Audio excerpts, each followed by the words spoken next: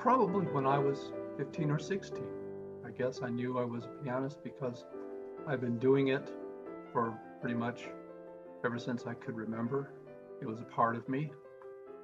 I was good at it, and it was then something that I wanted to do. It was part of your dreams, part of what you imagine yourself doing in the future. And I think at that point, you're that's when you start identifying yourself as the person that does this.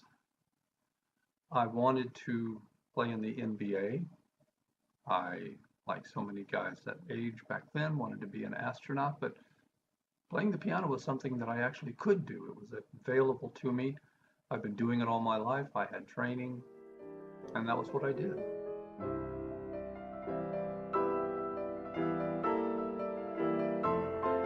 Once you start developing your technique and you see, wow, if I develop my technique, then I can do these things at the piano, and this wonderful music comes out that I wasn't able to make before. And so if I improve my technique even more, then I can do even more things. And at that point, the ability to play these things and to be the listener of those things and to be able to share it with others, that's when the gift becomes special. And that's when you realize, gosh, if I want to stop doing this, I'm going to stop perfecting something. I'm going to have to find something else to do.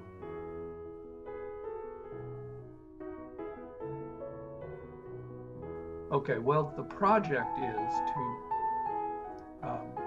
record all the Beethoven sonatas and Chopin nocturnes. For many years, as a piano student, as just a person who plays the piano, I discovered that the music of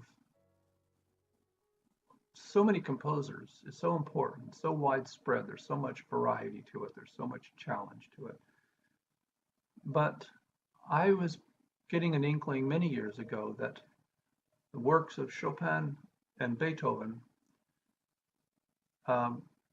comprised a pretty comprehensive test of the pianist's technique and musicality. Now, as far as, and if you're a pianist, then Beethoven sonatas, I mean, that's the way to go. That was his proving ground for so many of his musical ideas. It represents the development of the piano itself. You can hear so much of what he did in the symphonies in those, and the variety of ideas and the power of the pieces is just so broad. It's silly not to use them.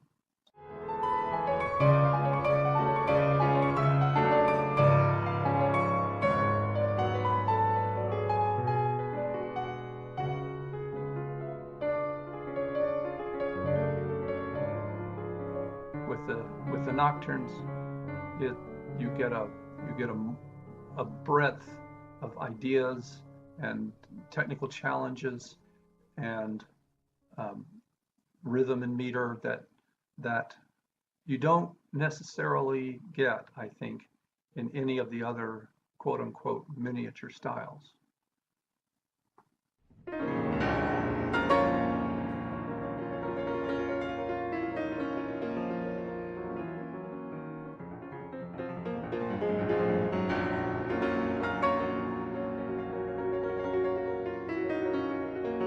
I also love the music of Rachmaninoff.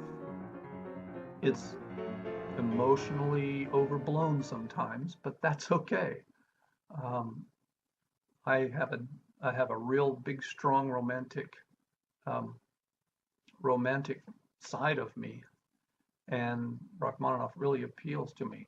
I heard Vladimir Ashkenazy play the Rachmaninoff's Second Sonata probably back when I was about, I don't know, 20-ish, and he was in Dallas. I didn't really remember that much about the piece at all.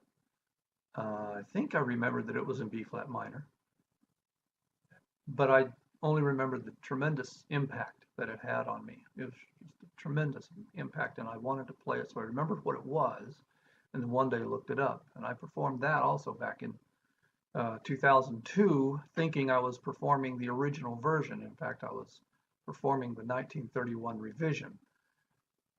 And so I'm going to be performing the original 1913 version, not the Horowitz hybrid.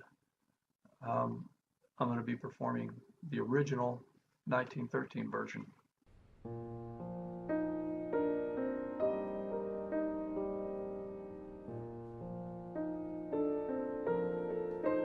My favorite thing to say is that the minute you get on stage, you instantly become aware of everything you failed to practice, and you're about to sit there and perform it. That's the bad part. But that can be overcome. That can be solved. The good part is actually part of the same exact change in perception. Because once you're on stage, you are now sharing yourself with other people. And it's not just the music, it's you. It's your view of the music. It's what I think of the music, what I say about myself through the music, the decisions that I make, the things that I focus on because I love them so much. And music is a complete language.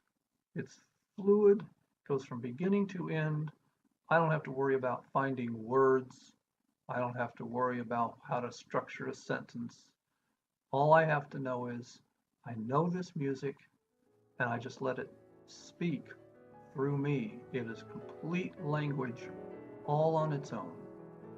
And I don't need to do anything else about it. In fact, I always think that trying to describe music is a complete waste of time. Music is self-describing.